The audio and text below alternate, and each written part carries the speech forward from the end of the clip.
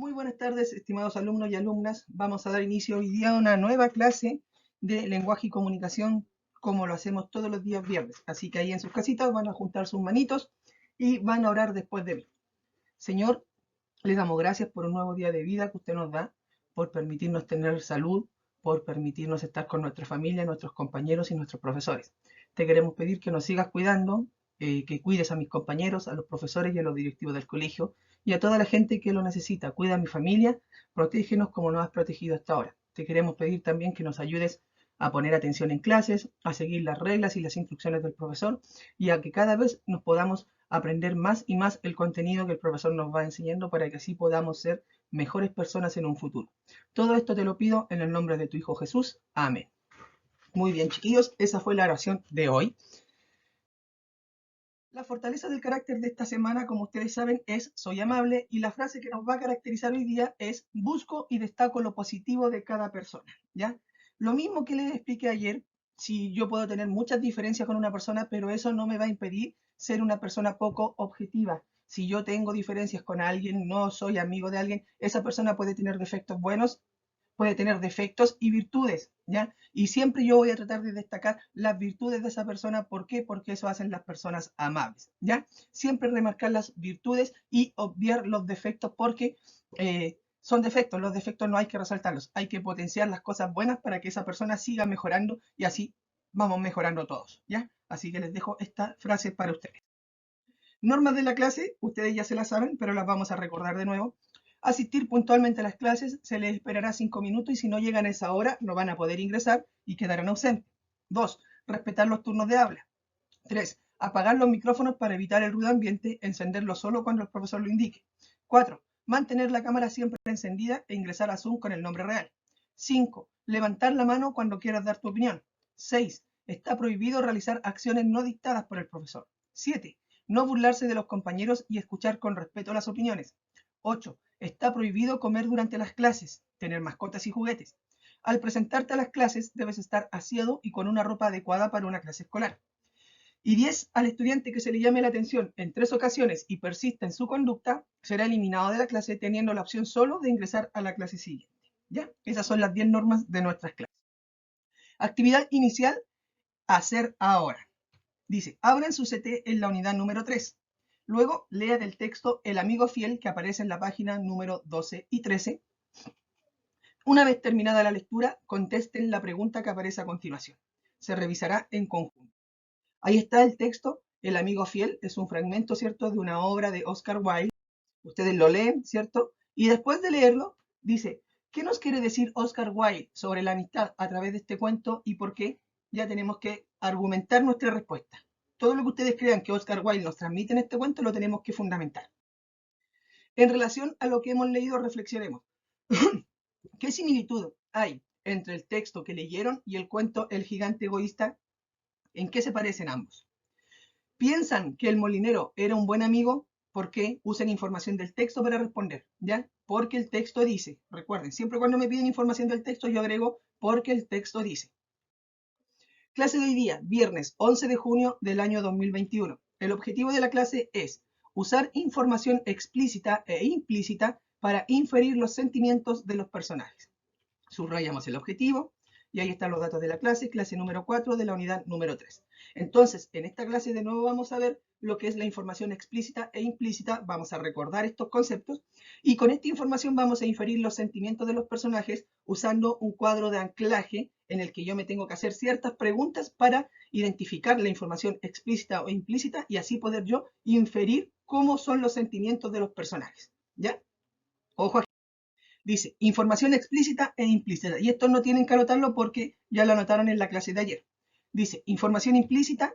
La información implícita se refiere a la que se desprende o se infiere del texto con base en la interpretación de la información explícita, del contexto de la situación e incluso de nuestro conocimiento del mundo. Por ejemplo, la niña lloraba porque su muñeca se rompió. Si yo pregunto, ¿cuál es el estado de ánimo de la niña? Acá no me dice si la niña está alegre, está triste, está contenta, está efusiva, está enojada, está gruñona, no. Pero yo, de acuerdo al contexto de la oración, que me dice, la niña lloraba porque su muñeca se rompió, puedo responder cuál era el estado de ánimo. Me pregunto, si la niña lloraba porque se le rompió la muñeca y si lloraba, ¿cómo está la niña? Ah, la niña está triste, está con un estado de ánimo decaído, tiene pena. Ahí podemos nosotros buscar la respuesta más acorde a lo que nosotros inferimos con la pregunta.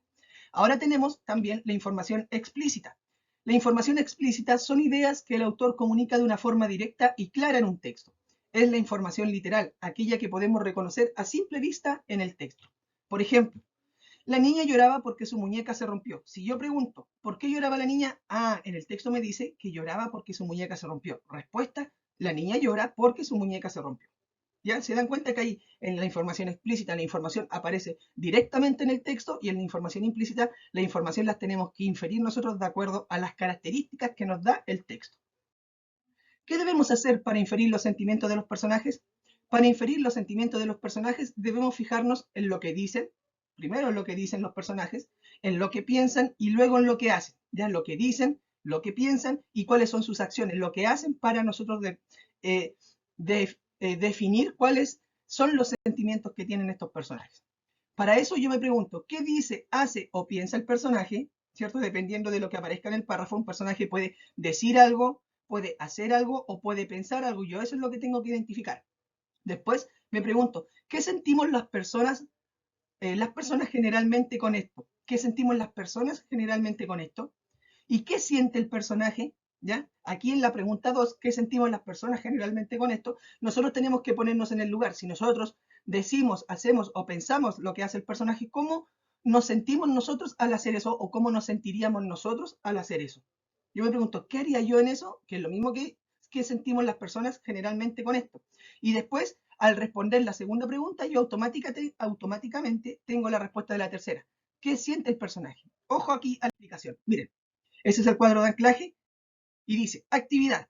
Lean el siguiente extracto del texto del hacer ahora. En base a la información del texto, respondan las preguntas planteadas y luego contesten la actividad número 2 del CT en la página número 3. Miren aquí, yo les voy a leer. Dice, cuando llegaba el invierno y Hans no tenía ni frutos ni flores que llevar para vender al mercado, pasaba mucho frío y mucha hambre. Por las noches se acostaba sin haber comido más que unas peras secas, algunas nueces rancias y sin haber hablado con nadie. La actividad 2 decía así, completa el cartel de anclaje que se trabaja en la clase. Dice, ¿qué dice, hace o piensa el personaje? Yo vuelvo a leer el texto, ¿cierto? Me dirijo de nuevo al texto y digo, cuando llega el invierno y Hans no tenía ni frutos ni flores que llevar para vender al mercado, pasaba mucho frío y mucha hambre. Por las noches se acostaba sin haber comido más que unas peras secas, algunas nueces rancias y sin haber hablado con nadie. ¿Qué dice? En este extracto el personaje no dice nada. ¿Qué hace? Ah, aquí hace algo. ¿Piensa algo? No, no piensa nada. Hace algo. Entonces, ¿qué hace el personaje acá? El personaje se acostaba sin haber comido más que unas peras secas, algunas nueces rancias y sin haber hablado con nadie. Entonces, la respuesta a esta pregunta dice, ¿qué hace el personaje? Hans se acostaba sin haber comido más que unas peras secas, unas nueces rancias y sin haber hablado con nadie. Yo me pongo en el lugar de Hans ahora y me pregunto, ¿qué sentimos las personas generalmente con esto? Me siento, si yo no tengo nada con qué alimentarme, que no tengo dinero, paso hambre, estoy comiendo comida rancia y, y frutas secas, me voy a sentir desesperado, me puedo sentir triste, me puedo sentir agobiado por los problemas de no tener dinero.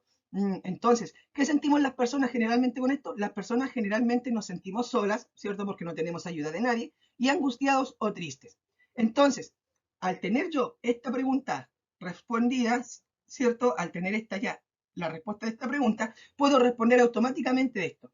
¿Qué siente el personaje? El personaje, o Han, se siente triste, desesperado, angustiado, ¿ya? Se siente triste, desesperado, angustiado, se siente solo, ¿ya? Ahí yo ya tengo la respuesta completamente lista.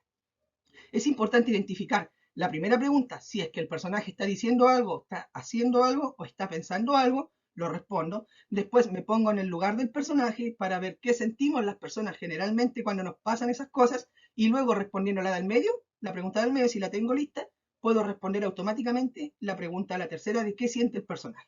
¿Ya? Actividad de práctica guiada. Dice, hagan un recuento de lo último que leímos en la clase anterior del texto, El gigante egoísta. Luego, escuchen la lectura realizada por el profesor. Completen el cuadro de anclaje en sus paneles blancos. Se revisará la actividad en conjunto. Para eso ustedes van a tener que dibujar el panel de anclaje que aparecía en las diapositivas anteriores, junto con las 3 preguntas arriba para que podamos responder la actividad que viene a continuación. Miren acá. Yo voy a leer el texto hasta donde está la línea verde. Dice: desde ahora el jardín será para ustedes, hijos míos, dijo el gigante, y tomando un hacha enorme echó abajo el muro. Al mediodía, cuando la gente se dirigía al mercado, todos pudieron ver al gigante jugando con los niños en el jardín más hermoso que habían visto jamás. Estuvieron allí jugando todo el día, y al llegar la noche los niños fueron a despedirse del gigante. Pero, ¿dónde está el más pequeñito?, preguntó el gigante. Ese niño que subía al árbol del rincón. El gigante lo quería más que a los otros, porque el pequeño le había dado un beso. No lo sabemos, respondieron los niños. Se marchó solito. Díganle que vuelva mañana, dijo el gigante.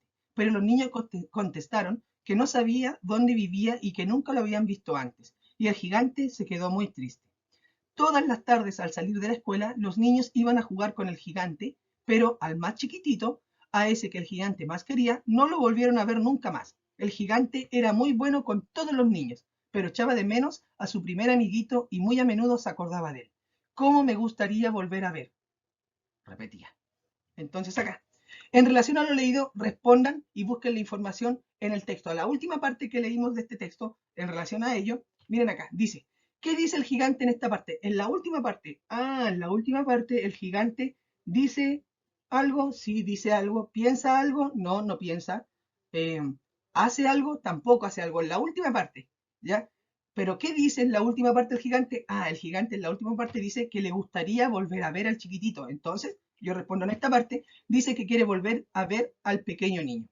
¿Qué sentimos las personas generalmente cuando tenemos este tipo de pensamiento de querer volver a ver a alguien porque lo extrañamos? Sentimos nostalgia, sentimos pena, sentimos cariño también porque queremos volver a alguien. Entonces, yo al poder responder esta pregunta, digo que generalmente sentimos tristeza y melancolía frente a esto. Melancolía es recordar algo con tristeza, ¿ya?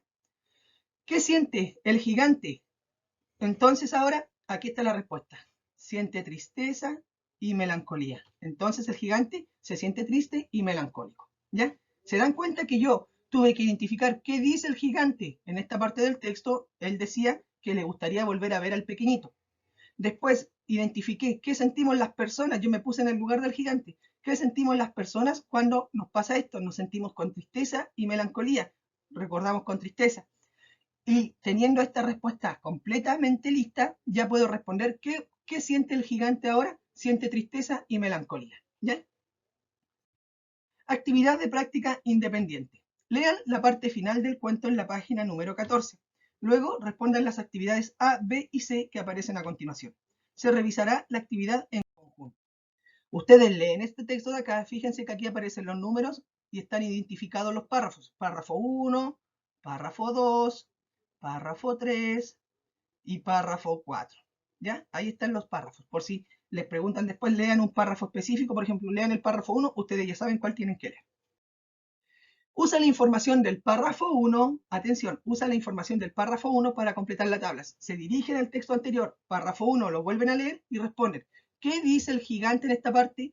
¿Qué sentimos las personas generalmente con esto? ¿Y qué siente el gigante? Ustedes completan, escriben y revisamos en la clase. Después, escribe la personificación que aparece en el párrafo. Personificación: asignar características de personas a cosas que no lo son. Por ejemplo, la casa habla con los árboles, o el árbol baila con el viento, o el gallo canta todas las mañanas. Aquí yo le estoy dando características de seres humanos o de personas a objetos que no lo son. En el caso de la casa le estoy dando la característica de que habla. En el caso de que el árbol baila, le estoy dando la característica de bailar. Los árboles no bailan.